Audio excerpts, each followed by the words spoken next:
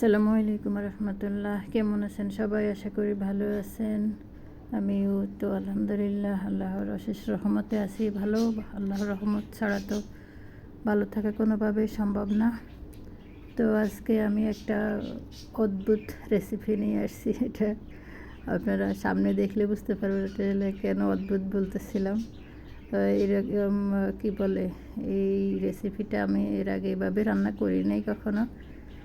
তো এই দেখেন, শেষ পর্যন্ত দেখতে থাকেন, দেখলে আশা করি ভালো লাগবে। তো অদ্ভুত বলছি এই জন্য দেখেন দেখতে কেমন একটা অদ্ভুত দেখা যাচ্ছে তাকে। আমি এটাকে কী ক্যাপশন দিব বুঝতে পারছি না, ভাবছি রাক্ষসের মাথা ক্যাপশন দিব বা কী। এটা হলো তার কি বলে টোটাল লুক, সামনে পিছনে। তো এটাকে আমি আসলে কাটতে পারবো কিনা, যেই শক্ত, অনেক শক্ত কি টোটালি এটাকে আস্তে রান্না করতে হয় কিনা। তো দেখি ট্রাই করে।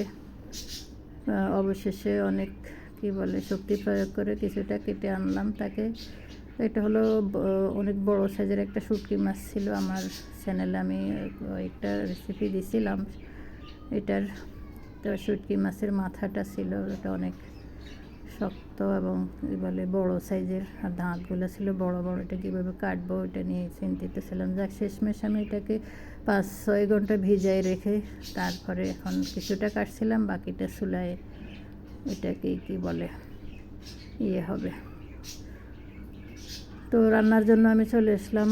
এখানে হাঁড়িতে তেল গরম করে আমি দিয়ে দিলাম পেঁয়াজটা একটু নরম হয়ে আসলে এখানে আমি দিয়ে দিলাম 2 টেবিল চামচ রসুন বাটা। তো আপনারা দেখতে থাকেন শেষ পর্যন্ত, আশা করি ভালো লাগবে। আর যদি ভালো লাগে একটা লাইক দিয়ে চ্যানেলটা সাবস্ক্রাইব করে পাশে থাকতে পারেন। আর আপনাদের মূল্যবান মতামত কমেন্টে জানাবেন, কোন অংশটা ভালো লাগলো, ভালো না লাগলেও জানাবেন। তো এখন আমি রসুন দিয়ে কিছুক্ষণ নেড়ে ছেড়ে এখানে দিয়ে দিলাম পরিমাণ মতো পানি, দিয়ে হলুদ আর লবণ দিলাম। ভাবছি লবণ ছাড়া রান্না করব, কিন্তু একটু নিয়ে ফেলছি, আবার কমাইছিলাম। এই ইয়েটাতে অনেক লবণ দেওয়া ছিল। এর আগে যতবার রান্না করছি বেশিরভাগই হলো লবণ বেশি হয়ে যায়। তো এই জন্য ভাবছি আজকে লবণ ছাড়াই রান্না করব। যাক, অল্প করে লবণ দিলাম। আর 2 টেবিল চামচ আমি দিয়ে দিলাম গুঁড়া মরিচটা শুটকিতে যদি একটু বেশি লাগে তো যে যার পছন্দ মতো দিতে পারেন। তো সব কিছু দিয়ে নেড়ে ছেড়ে আমি এখানে এই শুটকির মাথাটাকে দিয়ে দিলাম, আর এটাকে হলো ভালো করে ঢাকনা দিয়ে কষায় নেব বেশ কিছুক্ষণ। 5-7 মিনিট কষাবো, যদি এটা অনেকটা শক্ত। তো কষাতে যতক্ষণ, তো এর মধ্যে এটাকে আমি তো শুধু এটা খাওয়া ভালো লাগবে না, এর জন্য সাথে নিয়ে নিলাম বেশ কিছুটা কাঁঠালের বিচি। এটাকে আমি আগে কেটে ধুয়ে পরিষ্কার করে হাফ করে রেখেছিলাম, একটু ভাপ দিয়ে ফ্রিজে রেখেছিলাম যেন রান্নার সময় আমার সহজ হয়। তো এই তো এটাকে আমি 5-7 মিনিট কষায় নিলাম। দেখতে পাচ্ছেন এটা কিন্তু কষানোটা মোটামুটি হয়ে গেছে, শুকনা মতো হয়ে এবারে তেল বেশি আসছে। তো আমি এখানে এখন আরও কিছুটা পানি দিয়ে আবারও নেড়ে ছেড়ে এটাকে রান্না করব কিছুক্ষণ, ভালো করে নেড়ে ছেড়ে। তারপরে এখানে আমি দিয়ে দিব কেটে রাখা কাঁঠালের বিচিগুলো, দিয়ে আবারও কিছুক্ষণ কষাবো ঢাকনা দিয়ে নেড়ে ছেড়ে। শুটকি দিয়ে কাঁঠালের বিচিটা খেতে কার কার ভালো লাগে জানাবেন কমেন্টে, আমার কাছে কিন্তু খুবই পছন্দ।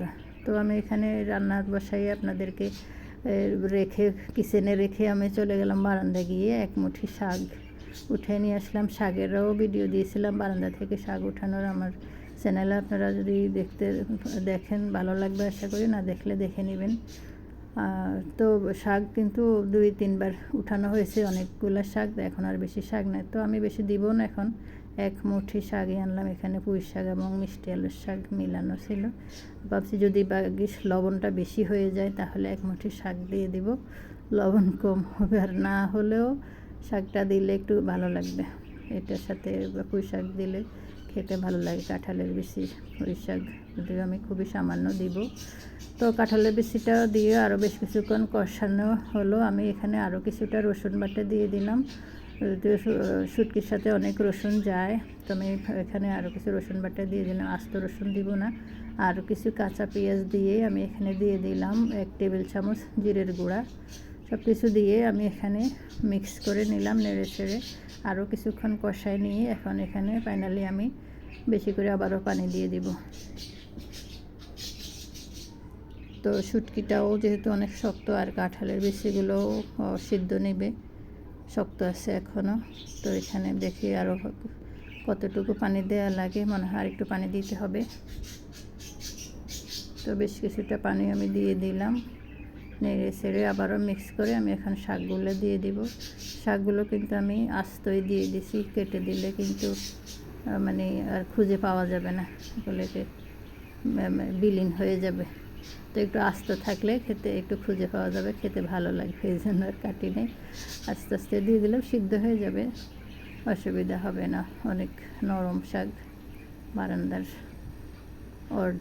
কী বলে অর্গানিক জিনিস, খেতে ভালো লাগে। একটু একটু বারান্দা থেকে উঠে নিয়ে এসে মাছের ভিতরে দিলে খুবই ভালো লাগে। তো এই তো নেড়ে ছেড়ে আমি কষাইয়ে এটাকে রান্না করে নিলাম বেশ কিছুক্ষণ। মোটামুটি হয়ে গেল। তো ফাইনালি লবণ কিন্তু একটু লাগছে, বেশি হয় নাই, অল্প করে একটু লবণ দিয়ে দিলাম আমি। তো দেখেন ফাইনাল লুকটা, আশা করি ভালো লাগবে। খেতে কেমন হবে আপনারা বলেন।